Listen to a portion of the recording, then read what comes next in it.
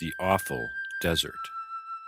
Just as Israel had displayed sullenness and lack of faith when approaching the sea, so did they upon leaving it. Hardly had they seen that the Egyptians met their death in the waters of the sea when they spoke, God led us from Egypt only to grant us 5 tokens, to give us the wealth of Egypt, to let us walk in the clouds of glory, to part the sea for us, to take vengeance on the Egyptians, and to let us sing him a song of praise. Now that all this has taken place, let's go back to Egypt. Moses answered, The Eternal said, The Egyptians you have seen today you shall see no more forever. We will not go back. The Israelites still had an idol that they had brought with them out of Egypt, even keeping it during their passage through the sea. Only through sheer force was Moses able to restrain them from their sinful transgressions. This was the second of the 10 temptations with which Israel offended God during their wandering through the desert. There was another difficulty with the people that Moses had to overcome. The sea cast up many jewels, pearls, and other treasures that had belonged to the Egyptians, drowned in the waves, and Israel found it hard to tear themselves away from the spot that brought them such riches. Moses, however, said, Do you really believe that the sea will continue to throw up pearls and jewels? From the sea they passed to the desert Shur, a horrible and dreadful wilderness, full of snakes, lizards, and scorpions, extending over hundreds of miles. So deadly is the nature of the snakes that dwell in that desert that if one of them merely glides over the shadow of a bird, the bird falls to pieces. It was in this desert that the following happened to King Shapur. A soldier that he sent through this desert was swallowed by a snake, and the same fate took a second and a third soldier. Upon the advice of his sages, he then filled the hides of animals with hot coals wrapped in straw, and these he had cast before the snake, who swallowed it and expired, being burned from the inside out. It was a proof of Israel's great faith in God that they obeyed Moses, and without murmur or delay followed him into this frightful wilderness. Therefore God rewarded them for their trust in him. For not only were they not harmed by the snakes and scorpions during their many years' stay in the desert, but they were even relieved of the fear of the reptiles. For as soon as the snakes saw the Israelites, they meekly lay down upon the sand. For 3 days they marched through the desert, uncomplaining. But when their supply of water gave out, the people murmured against Moses, saying, What shall we drink? While crossing through the Red Sea, they had provided themselves with water, for, miraculously, the sea flowed sweet for them. And now, when the supply was becoming exhausted, they began to express their fears. On this occasion, they again betrayed their faint-heartedness, for instead of seeking advice from their leader Moses, they began to murmur against him and against God, even though they had not yet suffered from lack of water. Ironically, they did not stand the test to which God had put them, for in fact the very ground upon which they walked had water running beneath it, but they were not aware of this. God had desired to see how they would act under these conditions. The people were all the more exasperated because their joy, when they sighted the springs and hurried to draw from them, turned to keenest disappointment when they tasted of the water and found it bitter. These deluded hopes cast them down spiritually as well as physically, and grieved them, not so much for their own sakes as for those of their young children, to whose pleas for water they could not listen without tears. Some of the thoughtless and fickle of faith among them uttered the accusation that even the former kindness had been granted them not so much as a benefit, but rather with a view to the present and much greater privation. These said that death by the hand of the enemy would be 3 times better than perishing by thirst. For to the wise man, speedy and painless departure from life is the same as immortality. The only real death, however, is slow and painful dying. For the dread lies not in being dead, but in dying. While they indulged themselves in these lamentations, Moses prayed to God to forgive the faint of heart for their unseemly words, and furthermore, to supply the general want. Mindful of the distress of the people, Moses did not pray long. He uttered his request in a few words, and, as quickly as he had prayed, his prayer was answered. God told him to take a piece of a laurel tree, write on it the great and glorious name of God, and throw it into the water. Then the water would become drinkable and sweet. The ways of the Holy One, blessed be He, differ from the ways of man. Man turns bitter to sweet by the agency of some sweet stuff, but God transformed the bitter water through the bitter laurel tree. When Israel beheld this miracle, they asked forgiveness of their heavenly Father, and said, O Lord of the world, we sinned against you when we murmured about the water. Not through this miracle alone, however, has Marah become a significant spot for Israel, but especially because there God gave Israel important precepts, like the Sabbath rest, marriage, and civil laws, and said to the people, If you will observe these statutes, you will receive many more, the 10 Commandments, the Halakot, and the Haggadah. The Torah, however, will bring you happiness and life. If you will diligently walk through life uprightly so that you will be virtuous in your dealing with men, I will value it as if you had fulfilled all the commandments, and will put upon you none of those diseases that I brought to Egypt. If, however, you are not mindful of my ways, you will be visited by diseases. Then I will be your physician and make you well, for as soon as you will observe the laws, the diseases will vanish. The cause for the want of water at Marah had been that for 3 days the people had neglected the study of the Torah. And it was for this reason that the prophets and elders of Israel instituted the custom of reading from the Torah on Saturday, Monday, and Thursday at the public service, so that 3 days might never again pass without a reading from the Torah. From Marah they moved on to Elim. From a distance the palm trees made the place look inviting enough, but when the people came close they were again disappointed, for there were not more than 70 palm trees, and they were of stunted growth, owing to lack of water. For, in spite of the presence of the 12 wells of water, the soil was so barren and sandy that the wells were not sufficient to water it. Here again, the marvelous intercession of God in favor of the fate of Israel is shown. For the scant supply of water at Elim, which had hardly sufficed for 70 palm trees, satisfied 60 myriads of the wandering people, and they stayed there for several days. The men of understanding could, at this place, see a clear allusion to the fortune of the people, for there are 12 tribes of the people, each of which, if proved God-fearing, will be a well of water, inasmuch as its piety will constantly and continually bring forth beautiful deeds. The leaders of the people, however, are 70, and they bring to mind the noble palm tree, for in outward appearance as well as in its fruits it is the most beautiful of trees, whose seed of life does not lie buried deep in the roots as with other plants, but soars high, like the heart in the midst of its branches, by which it is surrounded as a queen under the protection of her bodyguard. The soul of him who has tasted piety possesses a similar spirit. It has learned to look up and ascend, and is ever busy with spiritual things, and in the investigation of divine beauty, it disdains earthly things and considers them only child's play, whereas that ascending aspiration alone seems serious. It was at Elim where, at the creation of the world, God had made the 12 wells of water and the 70 palm trees to correspond with the 12 tribes and the 70 elders of Israel, that Israel first took up the study of the law, for there they studied the laws given them at Marah. The heavenly food. The bread which Israel had taken out of Egypt sufficed for 31 days, and when they had consumed it, the whole congregation of the children of Israel murmured against Moses. It was not only immediate want that oppressed them, but a despair of a food supply for the future.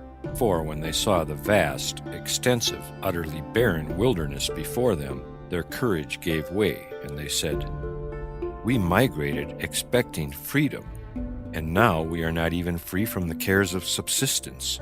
We are not, as our leader promised, the happiest, but in truth, the most unfortunate of men.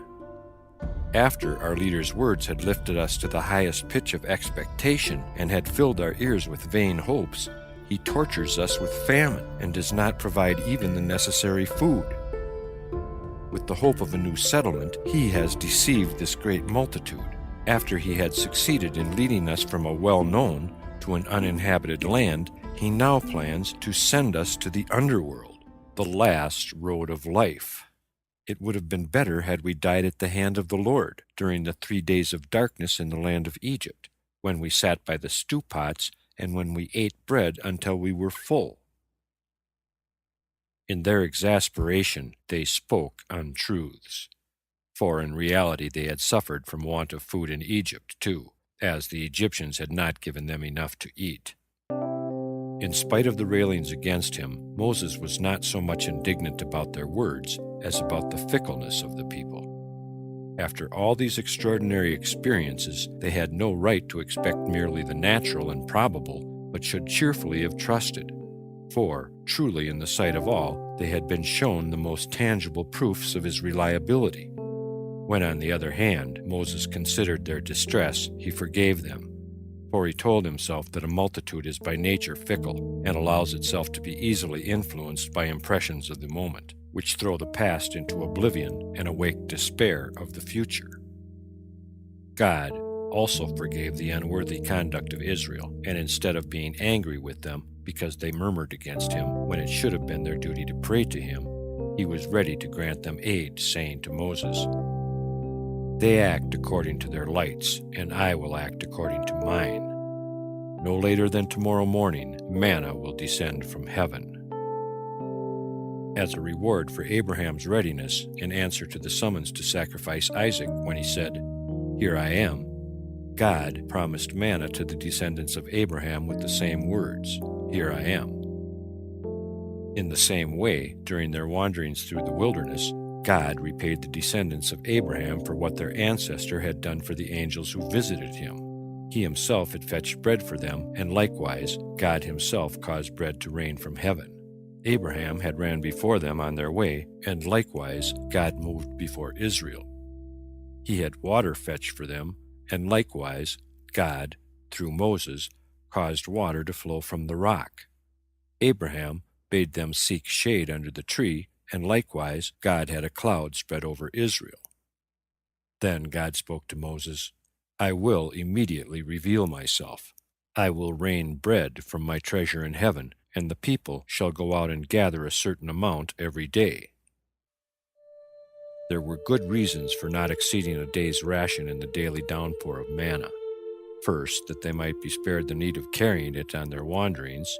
Secondly, that they might receive it daily, hot and tasty. And lastly, that they might, day by day, depend on God's aid, and in this way exercise themselves in faith. Before the people got up in the morning, God fulfilled their desire and rained down manna.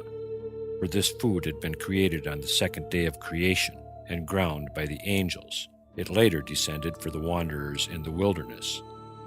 The mills are stationed in the third heaven, where manna is constantly being ground for future use of the pious. For in the future world, manna will be set before them.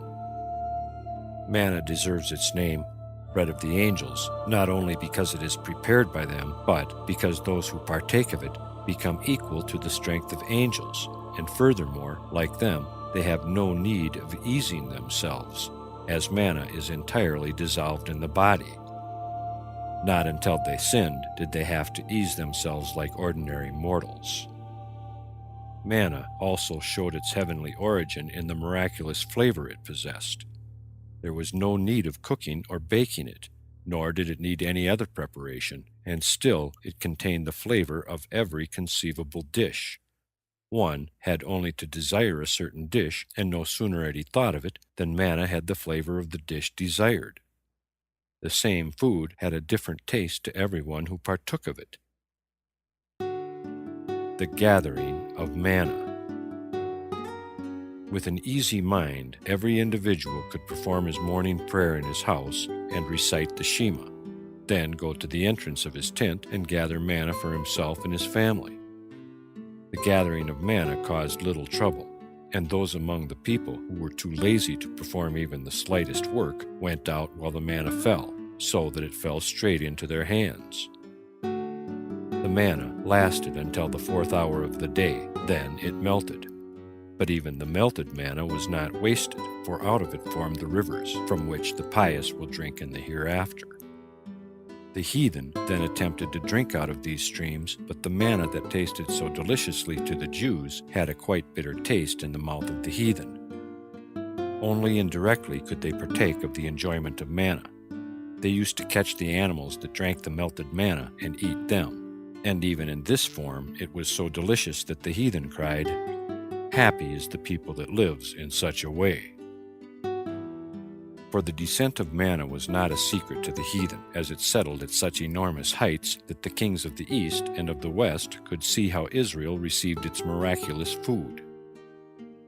The mass of manna was in proportion to its height, for as much descended day by day as might have satisfied the wants of 60 myriads of people through 2,000 years. Such profusion of manna fell over the body of Joshua alone as might have sufficed for the maintenance of the whole congregation. Manna, indeed, had the peculiarity of falling to every individual in the same measure, and when, after gathering, they measured it, they found that there was an omer for every man. Many lawsuits were amicably decided through the fall of manna. If a married couple came before Moses, each accusing the other of inconstancy, Moses would say to them, "Tomorrow morning judgment will be given." If, then, manna descended for the wife before the house of her husband, it was known that he was in the right. But if her share descended before the house of her own parents, she was in the right. The only days on which manna did not descend were the Sabbath and the holy days, and then a double portion fell the preceding day. These days had the further distinction that while they lasted, the color of the manna sparkled more than usual, and it even tasted better than usual. The people, however, were faint-hearted, and on the very first Sabbath they wanted to go out as usual to gather manna in the morning, although announcement had been made that God would send them no food on that day. Moses, however, restrained them. They attempted to do it again toward evening, and again Moses restrained them with the words, "Today you shall not find it in the field." At these words they were greatly alarmed, for they feared they might not receive it any more at all. But their leader quieted them with the words, "Today you shall not find any of it, but surely tomorrow. In this world you shall not receive manna on the Sabbath, but you will in the future world." The unbelieving among them did not hear the words of God and went out on the Sabbath to find manna. Then God said to Moses, "Announce these words to Israel. I have led you out of Egypt, have divided the sea for you, have sent you manna, have caused the well of water to spring up for you, have sent the quails to come up to you, have battled for you against Amalek, and wrought other miracles for you.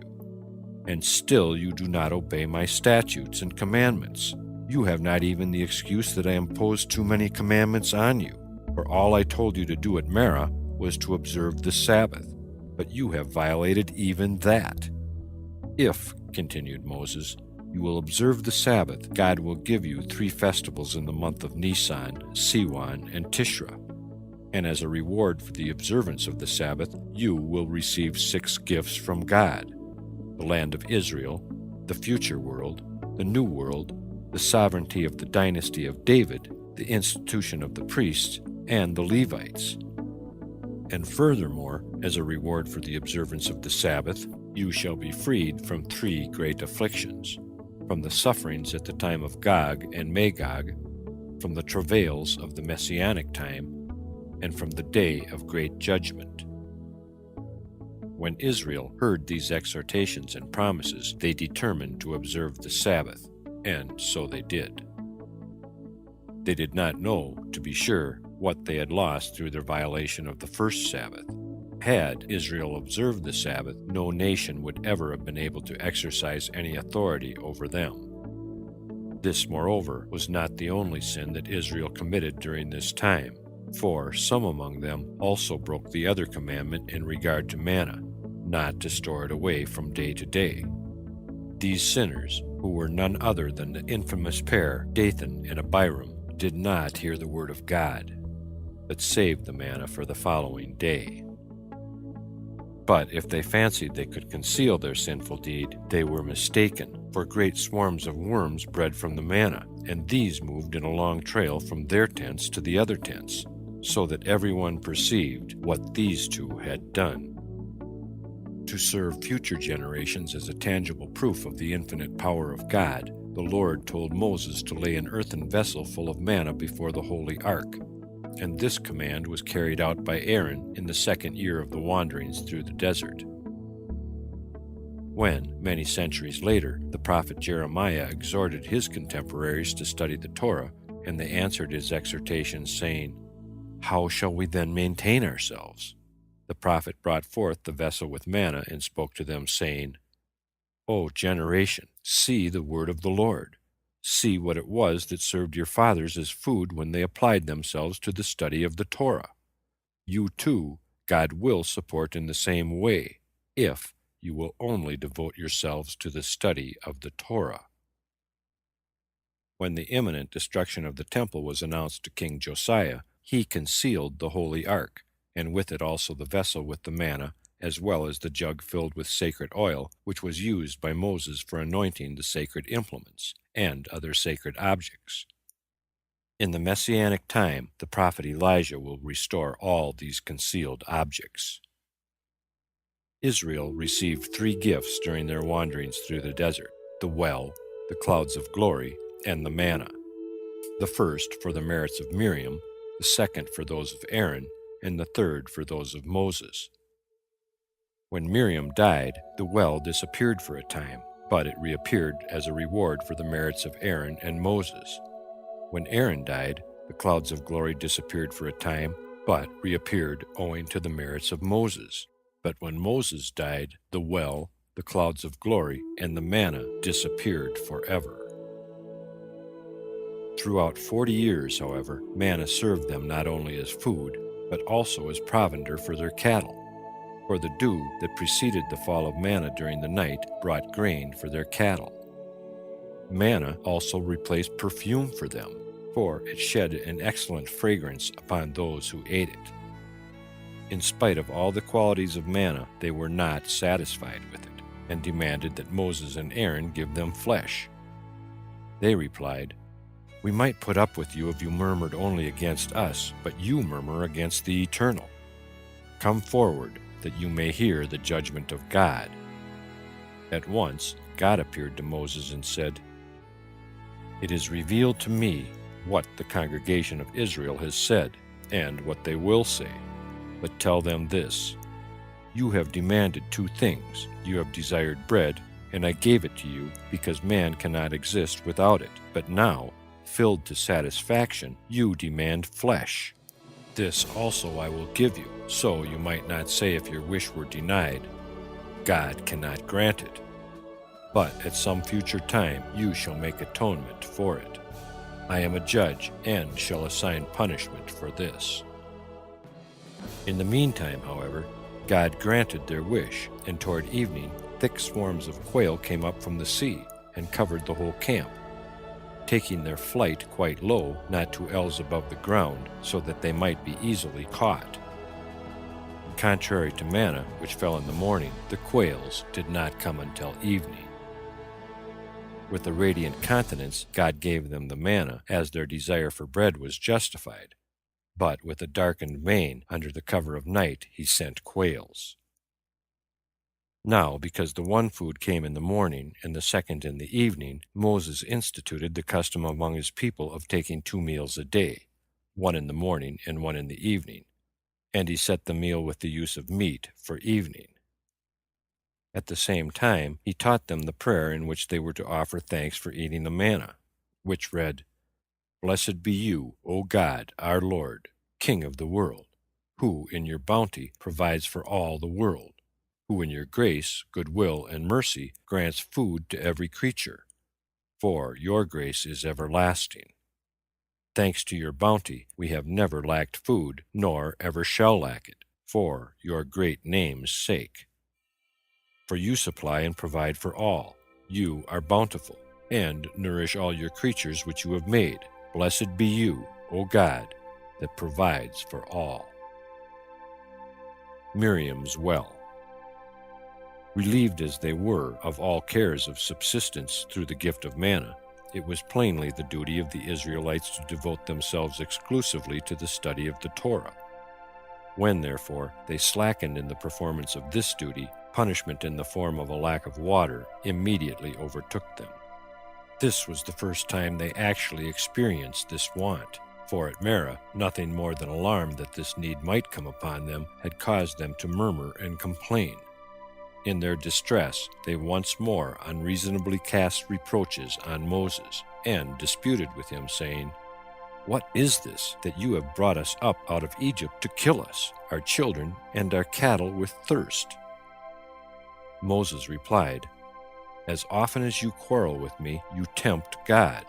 But God performs wonders and excellent deeds for you, as often as you dispute with me, that his name may sound in glory throughout the world."